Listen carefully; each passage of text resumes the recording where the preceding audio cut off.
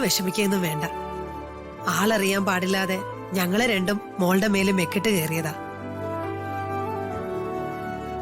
ഇത് ജയിലല്ലേ മോളെ, എന്തെങ്കിലും ഒരു വിനോദം വേണ്ടേ?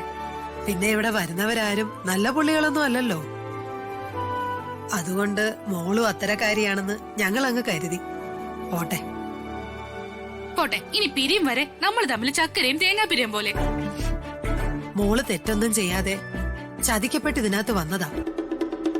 ഞങ്ങൾ രണ്ടും അങ്ങനെയല്ല, തെറ്റ് ചെയ്തിട്ട് തന്നെയാ ഇതിനകത്ത് വന്നത്. ദേ കീരിക്കാട് രാധേ അമ്മായിയമ്മയെ തട്ടിയിട്ടാ വന്നിരിക്കുന്നത്. എന്റെ അമ്മായിയമ്മ എനിക്ക് ഒരു സ്വസ്ഥതയും തന്നില്ല മോളെ. എന്റെ കെട്ടിയവും വൈകിട്ട് പണിയും കഴിഞ്ഞ് വല്ല വെട്ടിക്കൂമ്പും വലിച്ചേറ്റി വരും. അപ്പൊ ഈ തള്ള എന്നെ കുറിച്ചുള്ള എല്ലാ കൊള്ളരുതായ്മകളും ആ മകനോട് പറയും. പിന്നെ വെളുക്കുന്നത് വരെ അയാൾ എന്നെ എടുത്തിട്ട് ഇടിയോടിടിയ. ഞാനങ്ങനെ അവസരം കാത്തിരുന്നു. ഒരു ദിവസം ബക്കറ്റ് കിണറ്റിൽ പോയി. ഇവര് വലിയ ആഴമുള്ള കിണറ്റിൽ നോക്കി നിൽക്കുന്നത് ഞാൻ കണ്ടു. ഞാൻ പിറകിൽ കൂടെ പമ്മി ചെന്ന് ഒറ്റ തള്ളു വെച്ചു കൊടുത്തു. എന്നിട്ട് ഒന്നും അറിയാൻ പാടില്ലാത്ത പോലെ ഞാൻ എന്റെ പാട്ടിന് പോയി. എന്നിട്ട് അമ്മയെ കാണാനില്ലെന്നും പറഞ്ഞ് ഞാനും എന്റെ ഭർത്താവും കൂടെ അന്വേഷണം തുടങ്ങി. ഒടുവിൽ പോലീസ് വന്നു. അതിനു മുമ്പേ തള്ള കിണറ്റില് വടിയായി കിടക്കുന്ന കണ്ടു. എന്തിനേറെ പറയുന്നു, വനിതാ പോലീസുകാരെത്തി. അവരുടെ ഒരൊറ്റ നോട്ടത്തില് ഞാൻ സത്യം മൊത്തം പറഞ്ഞുപോയി. അതൊന്നും പോലെയല്ല ഇത്. മോൾ ഒരു തെറ്റും ചെയ്തിട്ടില്ല, ആരും കൊന്നിട്ടുമില്ല. പിന്നെ എന്തിനു കുറ്റക്കാരിയായി ഇവിടെ വന്നു എന്ന് ചോദിച്ചാ, നമ്മളൊക്കെ തമ്മി ഇങ്ങനെ പരിചയപ്പെടണമെന്ന് നമ്മുടെ 3 പേരുടെയും തലയിൽ എഴുതിയിട്ടുണ്ട്. മോള് ധൈര്യമായിട്ടിരിക്കുക, ഒന്നും സംഭവിക്കില്ല. ഞങ്ങളുടെ ബൈബിളിൽ ഇങ്ങനെ പറയുന്നുണ്ട്, ഞാൻ നിന്നോട് ആജ്ഞാപിച്ചില്ലല്ലോ, ധൈര്യവും ബലവും ഉള്ളവനായിരിക്കാം, പേടിക്കരുത്, ഭ്രമിക്കരുത്. നീ പോകുന്ന എല്ലായിടത്തും നിന്റെ ദൈവമായ യഹോവ നിന്നോടൊപ്പം ഉണ്ട്. എന്തൊക്കെ പറഞ്ഞാലും അധികാര കസേരയിലിരിക്കുന്ന ഒരു മന്ത്രിയാ പ്രതാപൻ. അവനെ നമ്മൾ വിചാരിക്കുന്നതിനപ്പുറം സ്വാധീനമുണ്ട്. ഏത് വിധേനയും മകളെ പുറത്തു കൊണ്ടുവരാൻ പ്രതാപൻ ശ്രമിക്കും.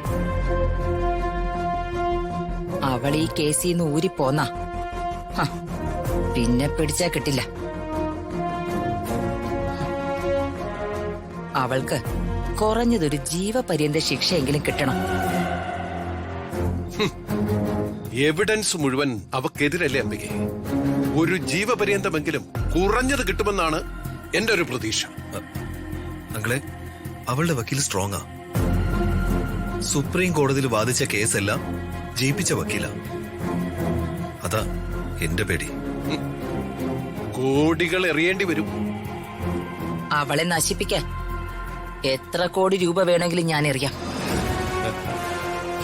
ശരിയാണല്ലോ, പ്രതാപവർമ്മയുടെ കാശെറിഞ്ഞിട്ടാണല്ലോ അംബിക ഈ വിലസൊക്കെ വിലസുന്നത്. അനന്തപിള്ള ഐഡിയ പറയും.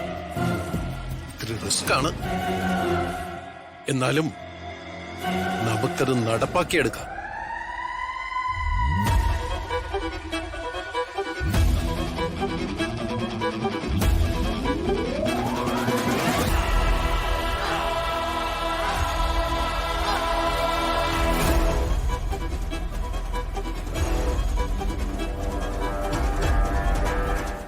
ഇതൊക്കെ കാണുമ്പോ എങ്ങനെ ചോദിക്കാതിരിക്കുന്നേ? അതൊന്ന് ചോദിച്ചു പോയതാ. പ്രതാപനെ ആ ജഗന്നാഥന്റെ ശവം ദഹിപ്പിക്കാൻ പോയിരിക്കുന്നു. അവന് വലിയ കാര്യമാണോ? അതറിഞ്ഞിട്ടായിരുന്നല്ലേ ഈ മുടിയാട്ടം. ഇപ്പൊ കാര്യം പിടികിട്ടി. എന്റെ ചേച്ചി, അവരൊരു കാലത്ത് കൂടപ്പിറപ്പുകളെ പോലെ ജീവിച്ചിരുന്നവരാ. ഏട്ടന് പ്രിയപ്പെട്ട ആളായിരുന്നു ജഗന്നാഥേട്ടൻ. ജഗന്നാഥേട്ടന്റെ ശവസംസ്കാരത്തിനെങ്കിലും പ്രധാനപ്പെട്ട പൊക്കോട്ടെ. അതെ, വല്യമാൻ ഇഷ്ടം പോലെ വല്യമാൻ ചെയ്യട്ടെ. അതിന് അമ്മയ്ക്കെന്താ?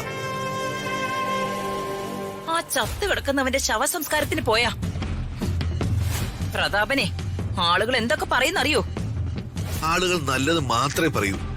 അവരെ നല്ല സുഹൃത്തുക്കളായിരുന്നു.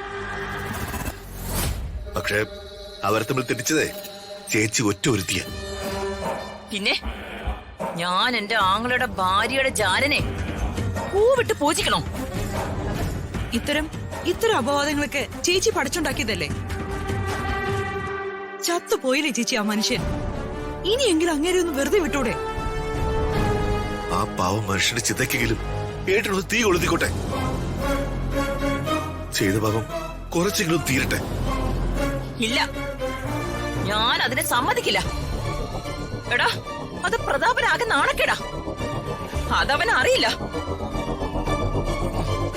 സ്വന്തം ഭാര്യയില് ഒരു കുഞ്ഞിനെ ജനിപ്പിക്കുകയും പിന്നീട് ആ കുഞ്ഞിനെ പ്രതാപന് ദാനം ചെയ്തിട്ട് അവളെയും കൊണ്ട് നാട് വിട്ടവനാ ഈ ജഗന്നാഥൻ. ചേച്ചി, പത്മയിടത്തെ കുറിച്ചുള്ള അപവാദം ഉണ്ടല്ലോ, ചേച്ചി ഇവിടെ വെച്ച് നിർത്തിക്കോ.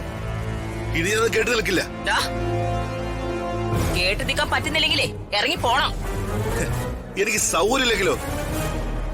ഞങ്ങളോട് ഇറങ്ങിപ്പോണോന്ന് ഏട്ടനോ ഋതുപോളോ പറയട്ടെ. അവരുടെ ഈ വീട്. ശേഖര, എനിക്കുള്ള അധികാരം പോലും ചേച്ചിക്ക് ഈ വീട്ടിലില്ല. അത് തിരിച്ചറിയുന്നതേ നല്ലതാ. നീയേ എന്നെ ചോദ്യം ചെയ്യാനും ധിക്കരിക്കാനും വളർന്നോടാ. ആദരിക്കാനും അനാദരിക്കാനും ഒരു രക്തബന്ധം അല്ലാതെ മറ്റെന്താ നമ്മൾ തമ്മിലുള്ളത്? നിങ്ങളെ എനിക്കോ എന്റെ ഭാര്യയ്ക്കോ എന്റെ മകൾക്കോ എന്തെങ്കിലും നല്ലത് ചെയ്തിട്ടുണ്ടോ?